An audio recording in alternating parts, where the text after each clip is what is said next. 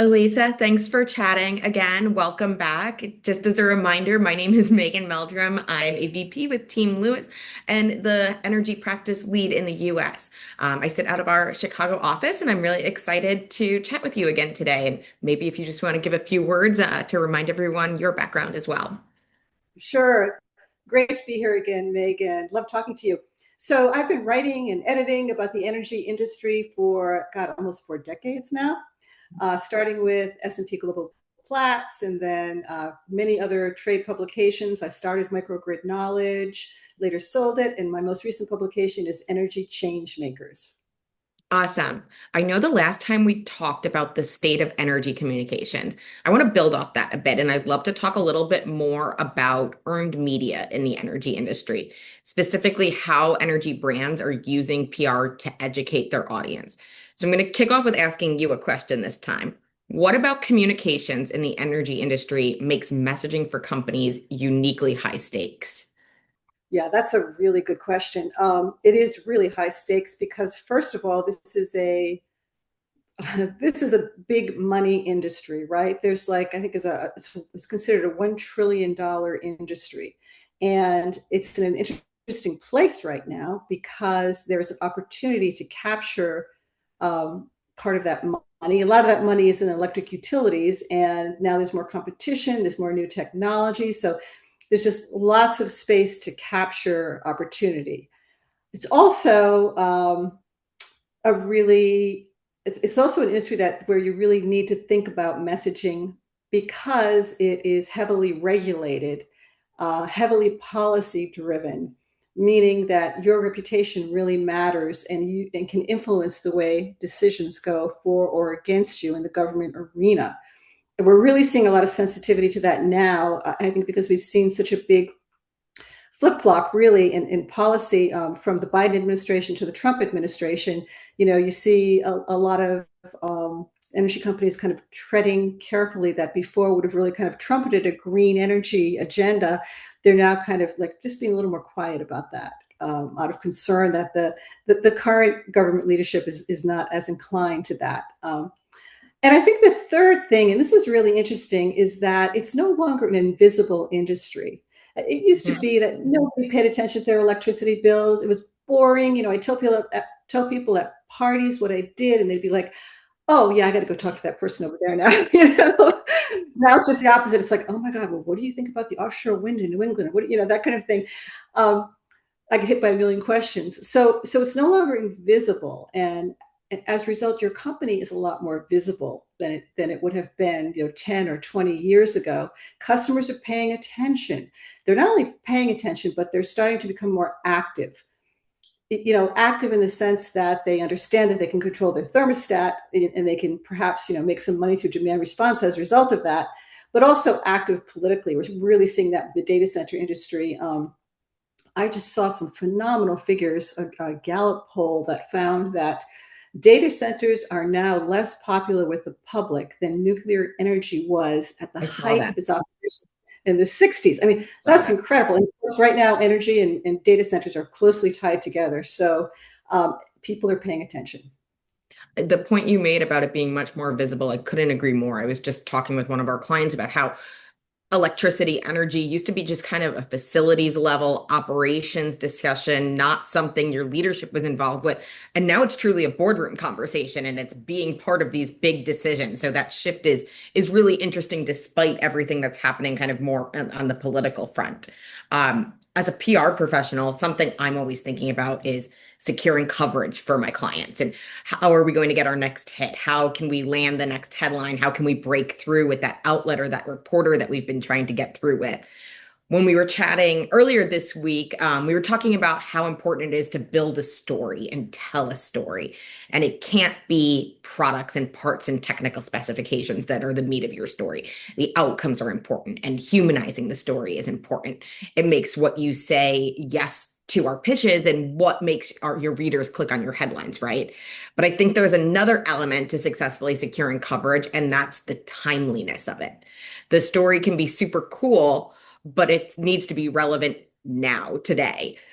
we're inundated with so much news every day that unless something has a real impact or meaning today, people aren't going to care. Journalists aren't going to have the time or space to write on it. So when I'm Yeah. working with clients, I'm always thinking about how can we tie a pitch or an announcement to what's happening and relevant. Maybe it's recent data that illustrates the point or a news cycle around summer heat waves. There's got to be something to ground the story in the present. I'd love to know, are you also looking for a why now? Which pitches are you most likely to dig deeper into? Is there a certain formula or ingredients to a pitch that you're making sure they check certain boxes? Yes, there is. Of course, timeliness is always really crucial, but I think there's something else deeper than that. And this is something really, I would say, in my full time, I have been writing about energy. I have found that this is the sort of bottom line that my editors have always sought. Will this move the market? Will it change policy?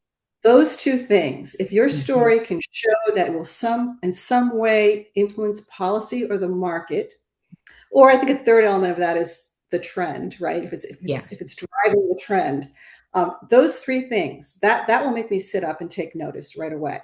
That's why recently the Google Voltus deal got so much attention, not just from my readers, but a whole bunch of readers out there. I know what my metrics look like, and I can imagine what other people's metrics look like. But here was something new. It was definitely a market mover. It had a lot of money behind it, a lot of megawatts behind it. So yeah, so I think those are the key things. So you're right. Now is really important. And how do you tie it to something going on now? Oil prices rising, that sort of thing. Some change in environmental regulation or policy regulation, or even just the now can be like, now this is leading to change. Like now this is right now we are on the cusp of this trend, this change, and this is pushing that further. So yes, those are all really big issues when I'm looking at a pitch, for sure. Energy publications, trade publications these days are niching the niche. I mean, we all have specific niches. It's going to make your job hard because you've got to figure out what they're going after. You've got Canary Media, you've got Latitude Media, Utility Dive, Energy Heat Changing. map. Yeah. Blah, blah. We're all kind of covering the same space, but we're all taking different angles. So when I see a pitch that understands my distinct angle, which in my case is distributed energy, decentralized grid, I appreciate that. I realize they get my publication, and I'll look at it more closely. Appreciate But that. you'd be surprised how many pitches I get, which will be like, my client just built an 800 megawatt power plant. It's like, It that's not how doesn't you do work, that spray and pray method of just blasting an email list. And I think Yes. that dissolves some of the relationships that we're working to build with reporters. It shows that we haven't taken the time to understand you. That's a good starting point for my next question. So, what are your pitch icks? What is going to elicit a groan or an eye roll from you when you read it? Yeah, we talked a little bit about this last week. The announcement, can be a bit much, and some of those terms like first of a kind, it may be true, may not be true. Those kind of things will turn me off. Um, I guess it's more than just what you put in the press release.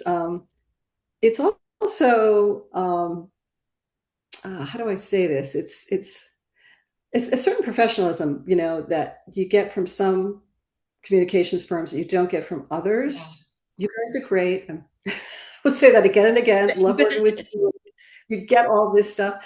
But sometimes you get a pitch and it looks good, and you go back to them. You say, "I'd love to interview your CEO," and they've offered the CEO. They've said, "Would you like to speak to our CEO?" So yes, I would. And then they come back to me with a junior VP instead. This kind of this bait and switch, and I've heard a lot of reporters talk about that. It's very irritating. Like, I'm sure. the CEO was the lure. When I said yes, you didn't give me the CEO. You gave me somebody else. So that's a big ick for me if that happens, if that occurs. Um, Another big ick, and this is a huge one actually. I hear a lot of reporters talk about this. Again, this will sound strange because you guys would not do this, but we get PR people that come to us and say, after we've written the story or after we've done the interview, they'll say, "Oh, by the way, we'd like to see the quotes before you publish it, or we'd like to read the story before you publish it." And that's Yeah. so, and Annoying. it's just so many levels. It's like, first of all, the company can't control what we write. That's just Yeah. wrong. And B, it suggests that you don't trust us, you think we don't know what we're doing. And C, just maybe this is even the most important one, is we're all working under such time constraints. There is Yeah. no time to send stories back and forth and have people commenting. It's just not there. So that's a huge one. Actually, I hear that come up a lot when I'm talking to other reporters. I think that's sometimes a disconnect with our clients or maybe the leadership internally of how a newsroom works, how the editorial process works. And I think as PR professionals, we can probably do a better job of educating on that side of we're not going to get to review that whole article. And that's the whole point is it's an earned media opportunity. We are trying we need to deliver our messaging in the most compelling and straightforward and clear way so that we can feel assured that when you write the article you're writing the message we want to see come out. Right. um, Exactly. And everything's recorded these days. So the idea that the right, quote is wrong, it's not. It's, right. yeah. When I'm working with clients in the energy space, but even more generally, everyone thinks they're the first, the fastest, the cheapest, whatever it might be. We've talked about this a little bit, but I think these words really make people's eyes glaze over. I think for the energy industry, words like transformation, future proofing, net zero journey, etc., all kind of feel like empty. Mhm. They don't offer anything concrete on the where, the when, the what, or the how. We don't want to talk in hypotheticals. We want to be clear and prescriptive about what we're proposing. So that's something that stands out to me when I hear a client talking about something within that, and I try to advise against it. And we've talked about this a few times, but that concrete perspective and that clear perspective really comes through data and case studies. So I'm going to Yes. ask you, which of the following of these do you rank the highest? And when is the right time to use each? Third Mhm. party validation, supporting data points, or local spokespeople? Okay. I would say number two is the top, Supporting data points. supporting data points. And then I would I say agree. the first one, bringing the customer in. Yep. That's what you said, right? That was the first Yep. one. Yeah, Yeah. third Yeah. party validation. Right. Or some kind of third party validation. It's great if that is bringing a customer in, Yeah. we It's love more to hear. valuable than an industry analyst. Yes, it is. We love to hear what the data center, why the data center is doing this, why they decide to choose this Yeah. kind of energy use, that kind of thing. So yeah, and then the third was, I'm sorry, what was your third again? Local spokespeople. Um, that's okay. I wouldn't, for my I particular, think it depends that on the story. it does. It really does. Like for instance, if it's a story about, I don't know, community microgrid, maybe yeah, you want the community, someone from a leader from the community to comment. That could help. But Yeah, but the first two are definitely for me more important. Yeah, the I metrics completely and agree with you. validation. Yeah, yeah. Yeah, I agree with you. You can't dispute numbers, and oftentimes the numbers can really highlight the gravity of a situation. I think the customers' testimonials, maybe that also is kind of a local spokesperson, like you were saying, like a microgrid in a community. But I agree, it's the data for me always. I've always been a big data person. I love a survey, I love a report. That said, I think the PR, go ahead. And not too many quotes. So Not there's to, an agency that will go unnamed that puts out press releases which have 3, 4 paragraphs explaining what just happened, and uh-huh. then 25 quotes following it from every legislator, Mhm. regulator. I mean, I know what they're doing. They're trying to acknowledge everybody involved, but it's not really, to me, not the place to do that because the press isn't going to use that. It's just, In my mind, it's like the headline, the subhead, a strong, that opening paragraph, another paragraph that gets into the meat of it, your quote, maybe a few bullet points, maybe one more quote, and then that call to action paragraph. And you don't need anything more than that in a press release. right. That's perfect. Yeah, it's funny because I went to another reporter I know, and I was telling her about these conversations you and I are having. She was really excited. She thought it was really a great idea. But one of the things she said is, "Oh, please make the pitches shorter because we do sometimes get these pitches that go on for pages, and it doesn't need to be that long. And we have so much to read. I truly appreciate the work you do. I mean, you cull a lot for me. You help me find things I wouldn't otherwise find. Yeah. But I am my mailbox every day, every morning just has like rows and rows of news releases, and so many of them don't even apply at all to even what I do. So if you can keep them short to the point, it's just really helpful. I think everybody feels that way about everything these days. Well, my team will tell you when they send me a pitch to review before it goes to you, and I see that it's more than a half a page in length, I'm already like, "Oh, this is long." And I send it right back and say, cut this down. I need it half the length. Because I know if that's my reaction to reviewing it, that's got to be the reporters because you've got hundreds to review in the day. I have like five. Right. Exactly. Exactly. You know, and just little things that communication folks do that are really helpful are, she pointed this out, the person I was talking to, the other reporter, you know, she said, like, when you make a point of, after I've spoken to somebody, sending me their correct spelling of their name and title, it's just Mm, it's good, super, you know, even if I took it down, what if I got it wrong, it just makes everything quicker, it's easier easy. for It's the right little there. things. Exactly. You know, Yeah. if we need photos, getting those to us quickly, anything like that, that's really helpful and meaningful and helps build the relationship. Yeah.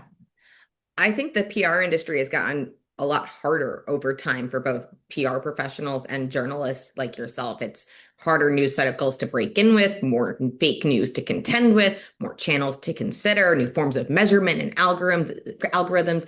It's changing very fast, and we do have to be educating ourselves and our clients on what's the latest and greatest. I think relationships for PR people have never been more important. And I think that's a lot of what you're alluding to here is building that relationship and building that rapport and working with you as a colleague who's aiming for the same goal. I think we lost some of the art of relationship building during COVID when coffee meetings and in-person chats and events fell off the radar. It's coming back, but it's not quite there yet. And it's something I think more junior people who have started their careers during COVID really need to be coached on. We really value relationship building at Team Lewis and FaceTime at Team Lewis. And this is something we're actively working with across all of our levels, encouraging them to go grab coffee or lunch with a journalist, not necessarily to pitch you on something, but just to get to know them and build that relationship and understand what's keeping you up at night and how we can better help you. Um, Yes. I think that's what's needed to be successful and get results. It's more cutthroat than it was 10 years ago. The competition is greater, the expectations are greater. Um, and unless you've got that relationship, your pitch probably isn't going to get opened. Is that what you're seeing? And what are your most helpful PR relationships like? And has that changed at all in the last 10 years? Those are great points. Yes. It is a human to human relationship ultimately. So, you know, however you make friends, right? It's just the same thing. I mean, it's courtesy, it's understanding the other person, it's listening to the other person. Um, so one thing I think that's helpful is when, as I said before, I get a pitch that really seems to understand who I am and what I'm doing. And another thing that's helpful is if I've worked with you. So again, because I because I get so many pitches, I may forget that I worked with you, you know, six Yeah. months ago or on a story. And so you might wonder why I'm ignoring you now. Well, I probably didn't remember that you were the person I worked with, honestly, just to be perfectly frank. That's probably what happened. So if you can start your pitch by, hey, we worked together on X story, or I set Yeah. you up with an interview with X, that is so helpful because then it's like, oh, yeah, right. That was great. You know, they got what I needed. They understand me. It brings me back to that. So that is just tremendously helpful. Remind me of the relationship, you know. But yeah, and just, you know, repeated contact. The more good stories you give me, the more I'm going to remember you, right? That's just the way the world works. One other point I want to make, a little bit to the side of what you're saying, but I just want to get it out there because I think it's important, is a lot of us are doing podcasts now, right? Yeah. And it's really important when you pitch people to us that they actually are good on a podcast, because sometimes I get folks that they maybe have really heavy accents, which just would be better if we did an article, not a podcast, because the listeners can't understand them, right? Or they're just people who tend to go really, you know, down the rabbit hole. They're not really good podcast guests either. So I think that that's part of that relationship is understanding. It's not just that, you know, you have an SME that you want to get out there, but what is the right venue for this SME, and proposing that correct venue to me. Because I have found that I've gotten like, oh, this sounds like a great person to interview for a podcast. And then I get on the pre-podcast call and I realize, ugh, this isn't going to work, you know? That's such a good point because I think sometimes I'm probably guilty of this myself. We send out pitches, we're like, "Oh yeah, it would be a great podcast episode on this," but we haven't thought through maybe what the elements are for that podcast to exist, to come together successfully. So thinking through, can your spokesperson build a rapport with the podcast host and get that dynamic conversation going, which makes for the good listening of podcasts. That's such a good point. Yeah. I'm going to go off script for a second. Can you tell when someone is well media trained? Yes. Do you like or hate it? Or both? Okay, I like it to an extent. Um, I mean, I guess it depends what you mean by well media trained, because there are people who are well media trained and people who are overly media trained, right? So there's people who, they know how to, it's almost, some people it's just a natural too, right? They're just, Yeah. they get quotas, they know how to, Yeah. express themselves well.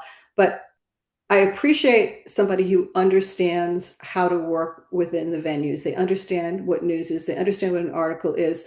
They understand what a good quote is. They understand what a story is. They know how to express themselves if it's a Hmm. podcast in that venue.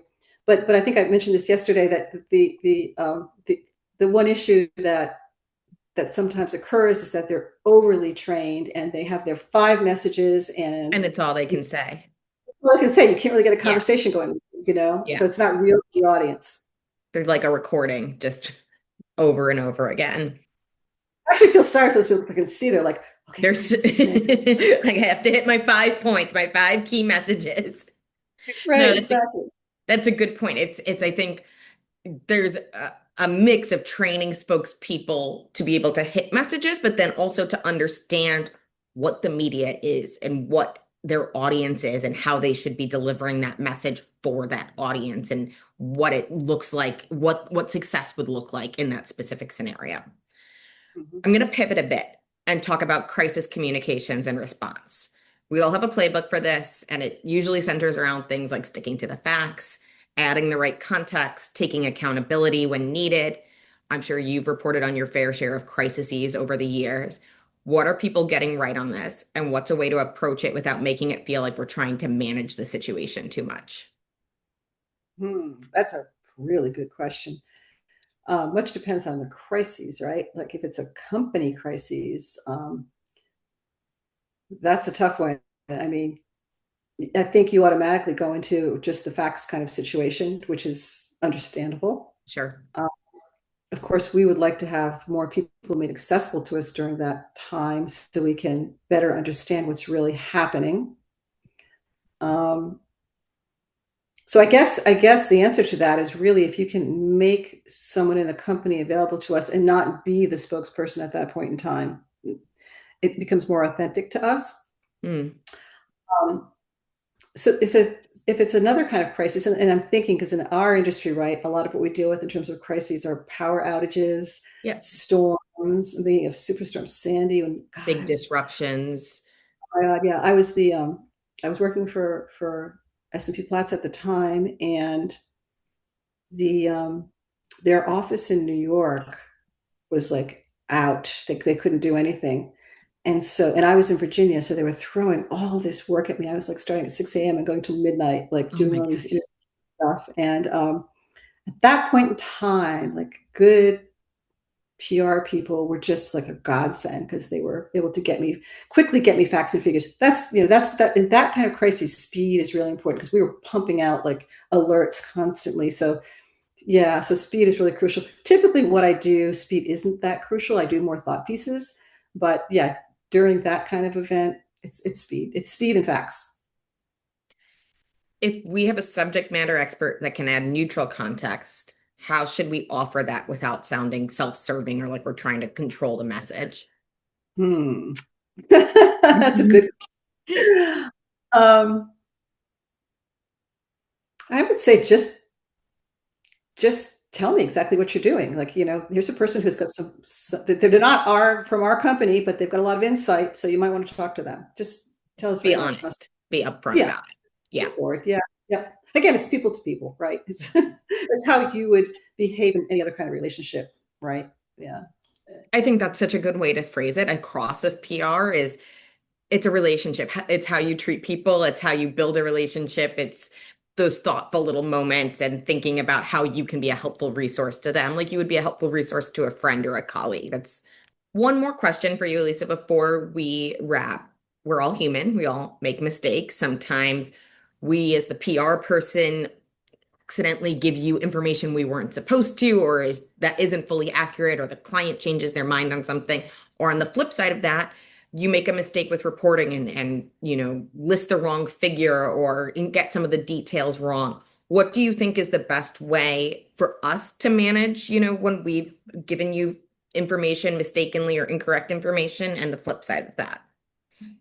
Yeah, so just get to us as quickly as possible. The beauty of this world is we can change things very fast now Yeah. online, so get to us quickly and we'll as quickly as possible fix it. We totally understand that sometimes everybody makes mistakes and there's a number off or something that needs to be changed. No problem. It doesn't harm, your credibility with me at all. One thing that does harm credibility, and this has happened a few times, is not with you guys. It tends to happen with when there's an in-house public relations person who's also the marketing person.